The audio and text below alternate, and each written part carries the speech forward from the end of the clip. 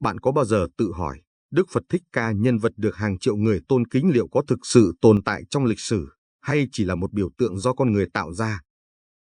Liệu cuộc đời Ngài, từ khi sinh ra trong hoàng gia cho đến lúc giác ngộ dưới cội Bồ Đề, có phải là sự thật, hay chỉ là những câu chuyện thần thoại được thêu dệt qua thời gian?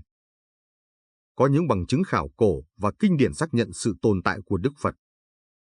Nhưng cũng có ý kiến cho rằng, Ngài là một biểu tượng được xây dựng để truyền tải những triết lý vượt thời gian.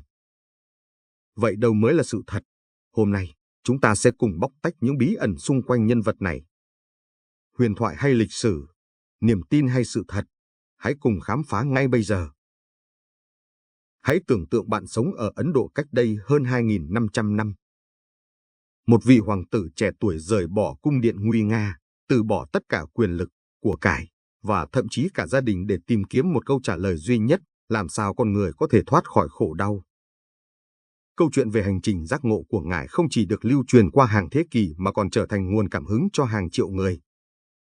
Nhưng liệu đó chỉ là một câu chuyện cổ tích đẹp đẽ, hay thực sự đã có một nhân vật như vậy từng tồn tại trong lịch sử?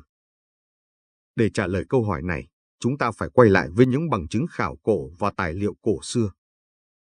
Một trong những bằng chứng quan trọng nhất về sự tồn tại của Đức Phật chính là các trụ đá của vua A Dục, Ashoka, được dựng lên vào thế kỷ thứ 3 trước công nguyên.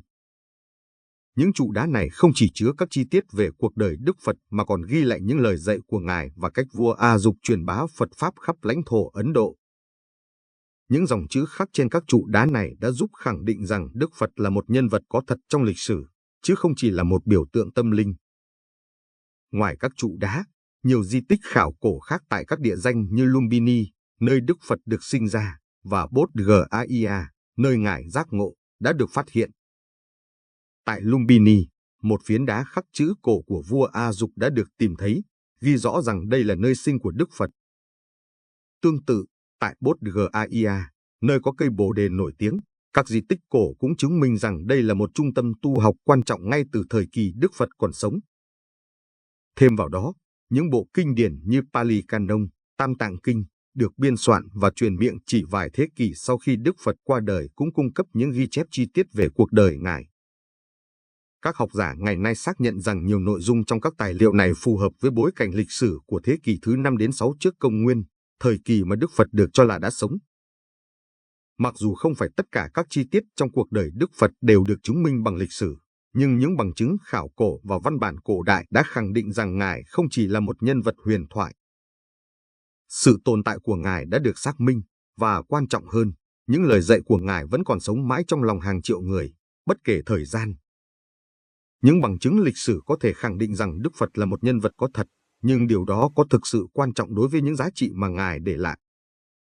Có một góc nhìn khác mà nhiều học giả và nhà tư tưởng hiện đại đưa ra, Đức Phật không chỉ là một con người, mà có là biểu tượng của sự giác ngộ, của khát vọng vượt lên trên khổ đau và tìm thấy tự do nội tâm. Vậy, nếu chúng ta xem xét Ngài từ góc độ biểu tượng, câu chuyện về Đức Phật có ý nghĩa gì sâu xa hơn?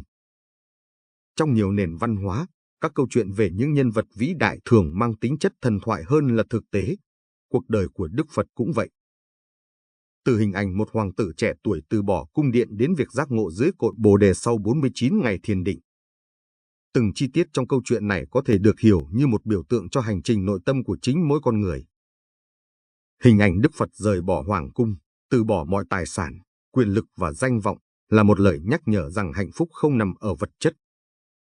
Khi Ngài đối diện với 4 điềm báo, một người già, một người bệnh, một người chết và một nhà tu hành, đây không chỉ là những sự kiện ngẫu nhiên, mà là biểu tượng của bản chất khổ đau và vô thường trong cuộc sống. Chính những hình ảnh này khiến nhiều người tin rằng câu chuyện về Đức Phật không chỉ là lịch sử, mà còn là một thông điệp vượt thời gian. Nếu chúng ta nhìn lại lịch sử tôn giáo, có thể thấy nhiều nhân vật khác cũng được xây dựng như biểu tượng. Ví dụ, trong Thiên Chúa giáo, Chúa Giêsu không chỉ là một con người mà còn là biểu tượng của sự hy sinh và tình yêu vô điều kiện. Tương tự, Đức Phật đại diện cho trí tuệ, sự từ bi và khả năng tự giải thoát. Điểm khác biệt là trong Phật giáo, Đức Phật không được xem như một vị thần toàn năng mà như một con người bình thường, nhưng đạt đến sự giác ngộ mà ai cũng có thể đạt được. Điều này khiến Đức Phật trở thành một biểu tượng gần gũi và thực tế hơn với con người. Vậy, Tại sao cần nhìn Đức Phật như một biểu tượng? Bởi vì nó cho chúng ta một cách hiểu sâu hơn về chính cuộc đời mình. Những giá trị như sự từ bỏ, lòng từ bi và khả năng vượt qua khổ đau không chỉ gói gọn trong cuộc đời của Ngài, mà còn tồn tại trong mỗi chúng ta. Biểu tượng Đức Phật chính là lời nhắc nhở rằng sự giác ngộ không phải là điều gì xa vời, mà là một khả năng mà bất cứ ai cũng có thể đạt được nếu chúng ta sẵn sàng bước đi trên con đường đó.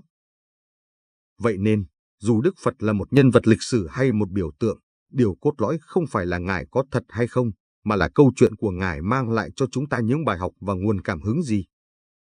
Nhưng liệu rằng điều đó có đủ để khẳng định tầm vóc của Ngài, hay chúng ta vẫn cần thêm bằng chứng để trả lời những thắc mắc còn bỏ ngỏ? Ở phần tiếp theo, chúng ta sẽ nhìn nhận từ góc độ hiện đại để làm sáng tỏ hơn nữa giá trị của những di sản mà Đức Phật để lại.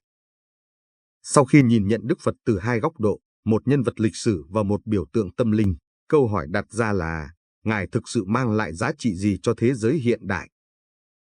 Dù Ngài là ai, sự tồn tại của giáo lý Phật giáo vẫn sống động và lan tỏa qua hơn 2 thiên niên kỷ là một minh chứng cho tầm vóc vĩ đại của Ngài. Nhưng tại sao một người sống cách đây hàng nghìn năm lại có thể để lại ảnh hưởng lớn đến vậy? Hãy cùng khám phá. Trọng tâm của Phật giáo nằm ở giáo lý tứ diệu đế và bát chánh đạo, những bài học về cách con người đối diện với khổ đau và tìm con đường giải thoát. Điều đáng chú ý là những lời dạy này không hề giới hạn trong khuôn khổ một tôn giáo hay thời đại. Ngày nay, các triết lý Phật giáo được áp dụng trong nhiều lĩnh vực, từ tâm lý học, giáo dục, đến quản trị kinh doanh và phát triển bản thân. Ví dụ, thiền định, một thực hành phổ biến trong giáo lý của Đức Phật, hiện đang được công nhận rộng rãi như một công cụ hiệu quả để giảm căng thẳng, cải thiện sức khỏe tinh thần và tăng cường khả năng tập trung. Trong các công ty hàng đầu thế giới như Google hay Apple, nhiều nhân viên được khuyến khích tham gia thiền định để nâng cao hiệu suất làm việc. Điều thú vị là giáo lý của Đức Phật không phụ thuộc vào niềm tin tôn giáo. Bạn không cần phải là một Phật tử để hiểu và thực hành những bài học về vô thường, từ bi và sự tự tại. Ví dụ, khái niệm vô thường rằng mọi thứ trong cuộc sống đều thay đổi giúp con người chấp nhận những mất mát và thử thách, từ đó sống cân bằng và bình an hơn. Đây chính là lý do tại sao tư tưởng Phật giáo vẫn tiếp tục phát triển và được đón nhận trên toàn thế giới, từ Đông sang Tây.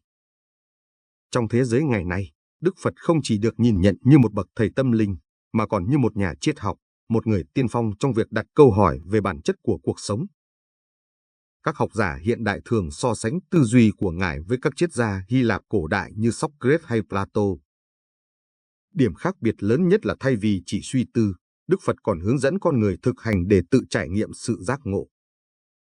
Hơn nữa, từ góc nhìn hiện đại, hình ảnh Đức Phật là một lời nhắc nhở rằng con người không cần phải phụ thuộc vào quyền lực siêu nhiên, mà chính bản thân họ mới là người nắm giữ chìa khóa giải thoát cho mình.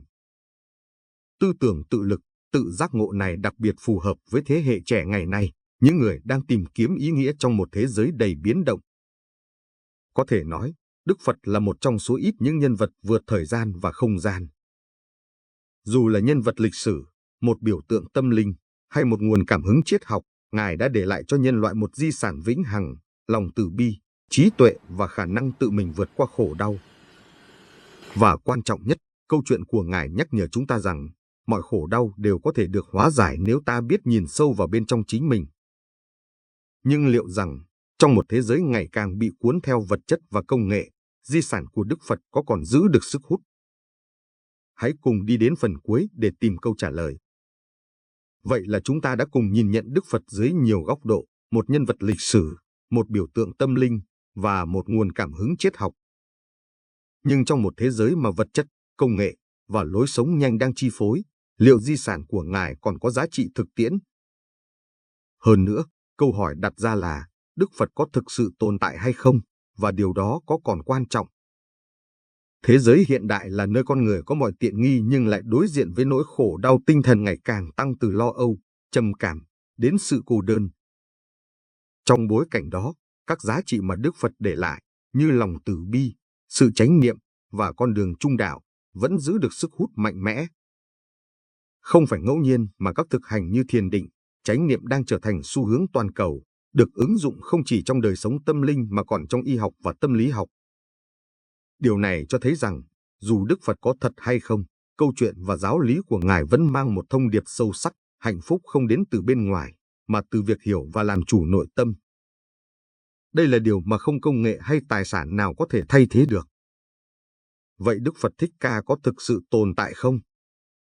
Thực ra, câu hỏi này, đối với nhiều người, đã không còn quan trọng.